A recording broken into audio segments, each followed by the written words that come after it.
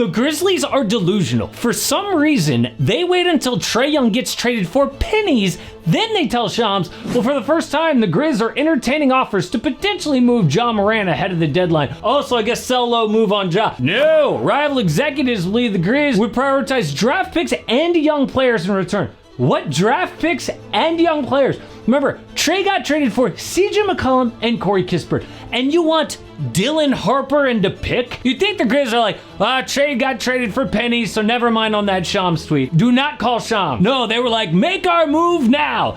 It makes no sense. It's like if a house in your neighborhood sold for like $200K and you have the exact same house and you want $1 million. Good luck with that. Oh, but they might not have a choice because ESPN's Michael Wright reports Ja already telling people he is done playing for Memphis, and that backs up what KD was saying talking trash to Ja's dad a while ago. So teams might be crazy to get him, but somehow several teams have already been mentioned. Shams tweet and a list of 5 potential squads for Ja Morant. So which ones are actually realistic? Well, we got here because early this season, Ja was suspended by the Grizz for throwing his coach under the bus to the media. But I am just days away from my Christmas present coming through. I got tickets to Rockets Thunder here in Houston. I want to get out of the house, especially with it being cold outside. What better place to do that than at a Rockets game for a playoff preview in person? Well, that's why I want to give the sponsor of today's video, SeatGeek, a huge shout out. With over 35 million downloads, SeatGeek is the #1 rated ticketing app. There are more than 70,000 events listed on SeatGeek,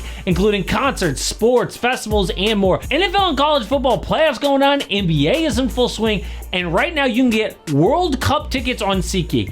I am seeing ads for World Cup games all over Houston where I live. But if you want to go to this Rockets Thunder game with me, I'm not going to lie. It is not the cheapest game on the schedule because these two teams are really good, as you can see. But you can get into the lower bowl for $142. And you can see that SeatGeek has your back there. Each ticket rated on a scale of 1 to 10, so you know that you're getting a good deal. You can see the green dot there means it's a good deal. Red means bad. Plus, every ticket is backed by their buyer guarantee. And of course, I've got a code for you guys. You can use code AMHOOPS10 for 10% off your next set of tickets at SeatGeek. That is 10% off any tickets with promo code AMHOOPS10.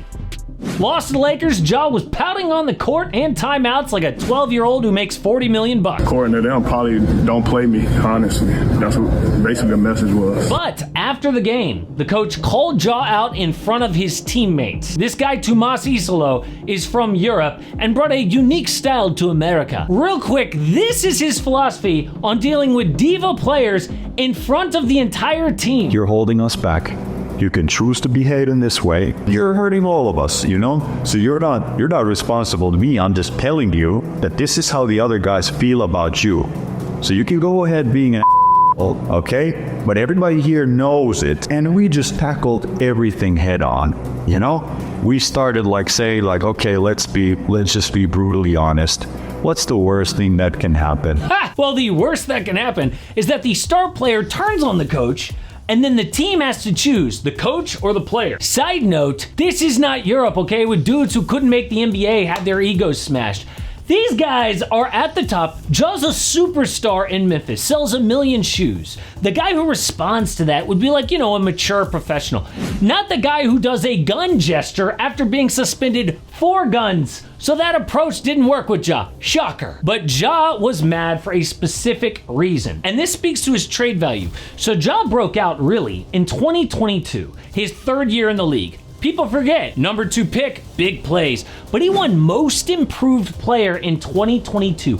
That year, he had big plays and dunks, but scored 27 a game because it was all about him. The offense was built around Ja, and he made All-Star in 22 and 23, but then fine in the West, and his whole career imploded.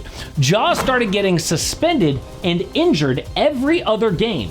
Literally, he has missed 50% of the game since. So, the Grizz created a new offense slightly away from Ja Morant. They were like, we love you, but we can't depend on you. So Coach Taylor Jenkins hired Noah LaRoche and this ISO-heavy offense away from pick and roll, which made Ja so mad that Jenkins eventually got fired. This year, Isolo has a unique sub-pattern that Ja hates for his minutes, and the result is one of the worst seasons of Ja Morant's life. The man is scoring just 19 points a game with 3 boards and 8 dimes. A lot of that can be explained by low minutes at just 28 per game. But look again, his efficiency is terrible.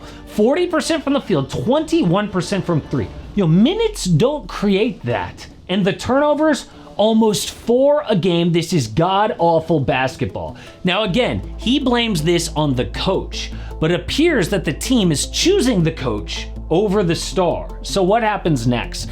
Well, Trae Young has set the market now, but there are differences between Trae and Ja. Trae returned Atlanta just CJ McCollum and Corey Kispert, but he has a player option for $49 million, which he might turn down for a lesser number. Ja, on the other hand, is locked in for an extra guaranteed year. Now, it's not the supermax. In fact, it's kind of manageable with a guy of his status, but his status and reality aren't the same. Trae and Ja are both small, ball-reliant, and inefficient, except Ja even more so. I mean, this year bad from 3, that's normal. So what kind of team does Ja need? Well, he needs shooters to space the floor for him, especially because he likes to score at the rim. He also needs good defenders around him to make up for his lack of D. He's like the opposite of a KD or a Kawhi, where you're like, oh, he can fit on any team. No, Ja needs like a specific roster around him. It's like a high maintenance type player. And he's got maturity issues. What kind of team wants that? Well, several have popped up. First, who's out? Well, Kelly Iko, legit reporter, says, hey, Rockets not interested. Thank you. Right away, they were like, nope, we're good on Ja, just letting you know, buddy. Then this guy, Evan Sidery, says, the Bucks are a team to monitor for Ja Morant as they remain all in on building an immediate winner around Giannis Antetokounmpo. Okay, a couple of things wrong with this. First, who is Evan Sidery? No offense, but I clicked on his page. It says NBA reporter. Not for anyone, just for himself apparently. The one link here is to a YouTube page with nothing on it. Then you go back to the tweet. He says the Bucks are a team to monitor. Not based on reporting, just based on a hunch. Then he starts saying, oh, if they include Ryan Rollins, 2031 pick. Talks would escalate. How do you know that? Have you talked to the Bucks? Like Kelly Iko reached out to the Rockets? No, it's wild speculation from a guy who calls himself an NBA reporter.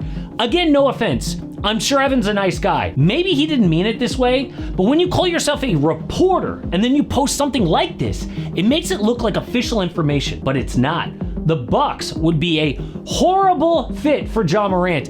He doesn't shoot threes. Giannis doesn't space the floor. Giannis, by the way, really likes the ball in his hands. And Giannis and Dame didn't work.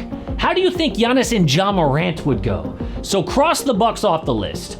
Who is realistic? Well, 29 teams said no to Trae for a rock bottom price. Who says yes to Ja? Well, 2 point guard needy teams, I guess, would be Minnesota and the Kings. Both teams are looking for a playmaker to set the table.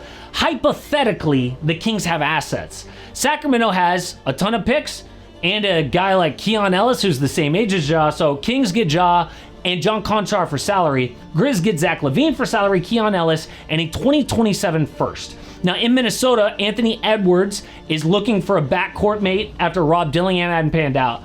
But what about a truly desperate team, the LA Clippers? They've got a couple of young guys getting minutes right now to deal. So Clips get Ja Morant, Grizz get John Collins, Bogdan Bogdanovic for salary, Jordan Miller, Kobe Sanders, and a 2032 first. But the Clips cannot afford to send another first round pick. And if that's what the Grizzlies really want, this doesn't work. Plus, James Harden would be a terrible fit. So I think the Grizzlies are a bit delusional if they expect picks and a young player after what we just saw Trae Young go for. But in the midst of all of this, Shams quietly tweeted out later, oh, by the way, the Grizzlies also remain open to continue with Morant as the focal point of their ritual. Oh, how convenient. Actually, they don't have another choice. Except now, they have pissed off Ja, who reposted, hey, don't expect loyalty from someone in survival mode, using social media like a middle school kid. So great, this is just a nasty situation that is not getting better anytime soon. But what about that Trae Young trade? Well, I did a deep dive right after it to try to make sense of it, because at first, that sell low price is insane.